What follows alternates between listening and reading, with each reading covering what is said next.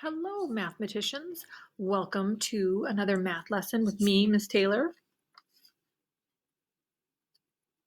I'm glad you're here. All right, let's get ready for math. Let's see. Do we have our fact practice packet? Check. Do we have our textbook? Got my textbook here. Workbook. Got my workbook. Paper, pencil, whiteboard. I'm going to use my whiteboard today. So I have my whiteboard, got my marker and my little sock. I'm all ready to go. If you are not quite ready, need to gather a few more materials, pause the video, go get your materials, and I'll meet you right back here. Alrighty, so let's get started. Today, we are looking in our fact practice packet number 3. This is our new packet, and we are on page number 4. Let's see, here it is, page number 4. So it has a 4 at the bottom, and Ms. Taylor has been writing the date up here at the top, and then today I realized, oh, silly me, it says the date right there. So if you wanted to, you could write the date. It's November 9th, or 11-9. November is the 11th month of the year. And then if you wanted to, you could write your name on each page. That would be a prudent idea, although your name's also already on the cover, but whatever you'd like. All right, and we are going to do a little bit more practice with place value. Well, this is our last day for practicing place value. And again, this should just take us maybe 1 or 2 minutes to complete this page. We're just looking at the digits and telling the value. And that means how much is that digit worth. So like, for example, this one, the 8 is in the ones place. So 438, this little 8, it just stands for 8.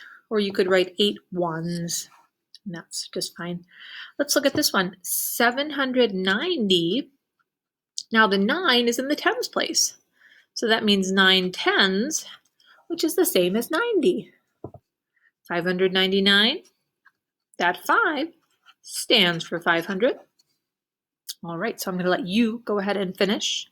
Go ahead and pause the video if you'd like to do it right now. And you might want to time yourself if you're thinking, oh, these are not so tricky for me. Let me see how fast I can do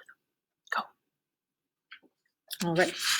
So that is our fact practice for today.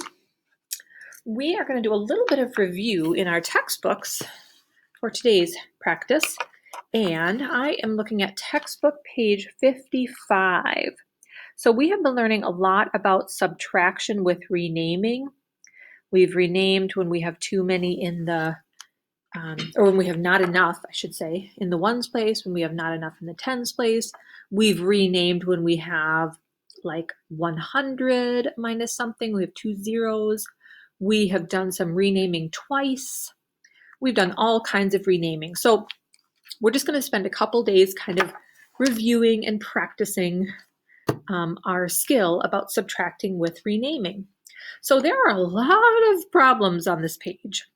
What I would suggest is that you do some of them.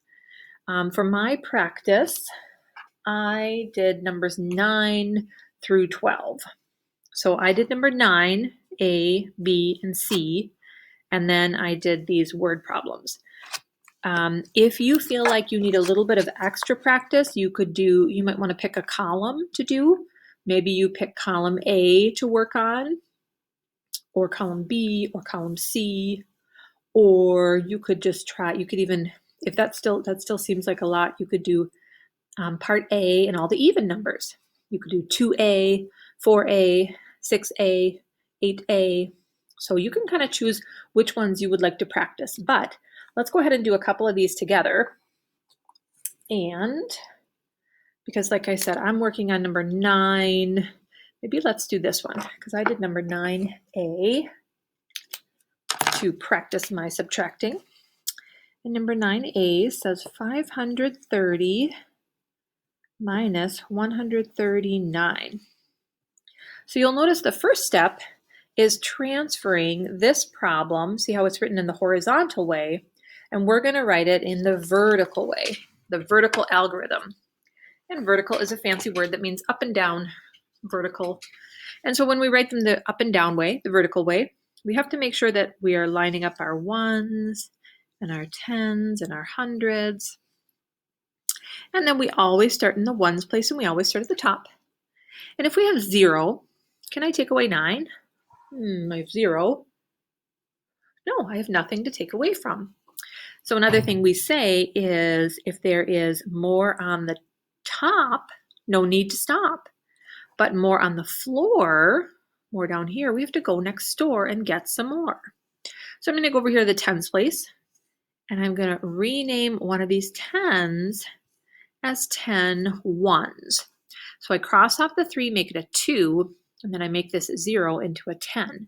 Now let's stop here. Do we still have 530? 520 plus 10. 520 plus 10, yeah, 530. So we're not changing the number, we're just calling it something different. We're renaming it or regrouping it. Okay, but now if I have 10, I can take away 9. 10 minus 9 is 1, because I know 9 plus 1 gets me up to 10. Now let's go to the tens place. If I have 2, can I take away 3? No, I can only take away 2. So more on the top, no need to stop. More on the floor, we have to go next door and get some more. So I'm going to take one of these hundreds. So this becomes a 4, and I'm going to put the 100 over here. And 100 is the same as 10 tens. That's why I put this here, because I moved one of these hundreds over to become 10 tens, but then I already had 2, and we know 10 and 2 makes 12. Now I can do my subtracting in the tens place. 12 minus 3, well, I know 9 plus 3 makes 12. So 12 minus 3 must be 9, is that right? Let's see, because 3 plus 7 gets me up to 10, and then 2 more. I think so. Okay, and then our hundreds place, 4 hundreds minus 100 is 3 hundredths. All right, now there is a way that we can check our answers. We can use the inverse operation. So if I wanted to check to see, because this is a lot of stuff going on, right? A lot of renaming. So with my subtracting, I started with the whole. I subtracted one part and my answer is the other part. To check, I'm going to take my 2 parts and see if they add up to the whole. Let's see, 391 plus 139. Let's see, 1 plus 9 is 10. To do a little renaming there. Remember, that's 10, 1, 10, 0, 1s. Let's see, 9 plus 1 is 10, plus 3 is 13. 3, 4, 5. Okay, so then we can see that, oh yeah, that's the whole number that we started with. So we can give ourselves a little star, a little check mark. Yay! All right. So that is how we do our subtracting with renaming. All right, let's go ahead and try. Let's try one of our word problems together. So like I said, on this page, I worked on number 9, and I did all 3 of these. So you probably want to do at least a few of these up at the top, and then try some of these word problems. Why don't we try number 10? Number 10 says, Sarah bought 84 t-shirts. Oh, that's a lot of t-shirts. She gave 15 of them to her friends. How many t-shirts did she have left? Well, let's go ahead and underline our question. So we read the problem, let's underline it. All right, let's write an answer sentence. If our question is how many t-shirts did she have left? She had blank t-shirts left, period. All right, so there's our answer sentence. Then let's go ahead and draw our 2 lines, and we're going to identify the who and or the what. Let's see, we know it's about Sarah. And Sarah's,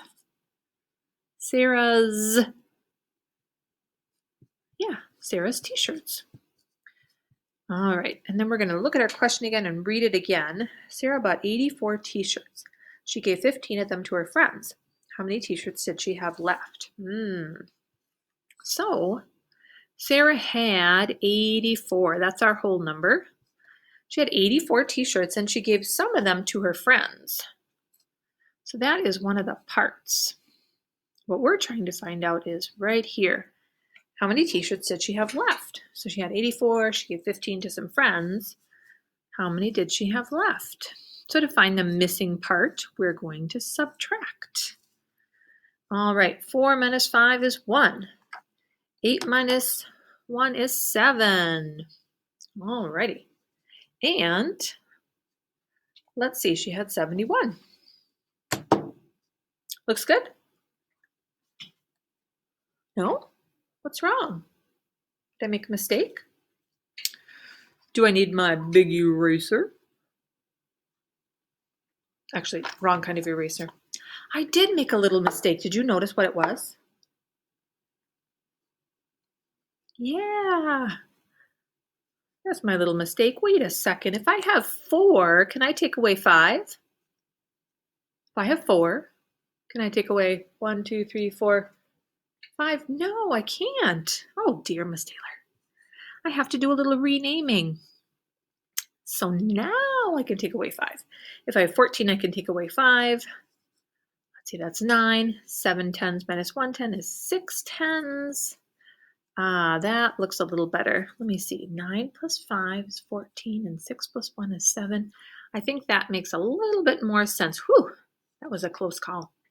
All right, so she had 69 t-shirts left. And if we wanted to really check our answers again, we could just go like this. 69 plus 15. 9 plus 5 is 14. 6, 7, 8. Yeah, and that's our whole number. So that's kind of a way that we can check. All right. Oh, thanks for your help with that one, second graders. So your job is to finish doing a little bit of practice on page 55 in your textbook. And then you can check your answers by looking at Miss Taylor's paper. Okay, so I will take a picture of this for you to check your work. And then your homework for today is pages 65 and 66. So here is page 65 and page 66. So a lot of practice with subtracting today. Why don't let's go ahead and just do the first one together. Sometimes that's helpful, I think, if we do the first one together. All right, so let's take a look at, this is on page 65. I'm going to draw my lines to separate. Okay, we always start in the ones place. We always start at the top. 3 minus 8. I have 3. Can I take away 8? No, there's more on the floor. We've got to go next door and get some more. All right, now, wait a second. Do I still have 973? Let's see, this is 960 and 13.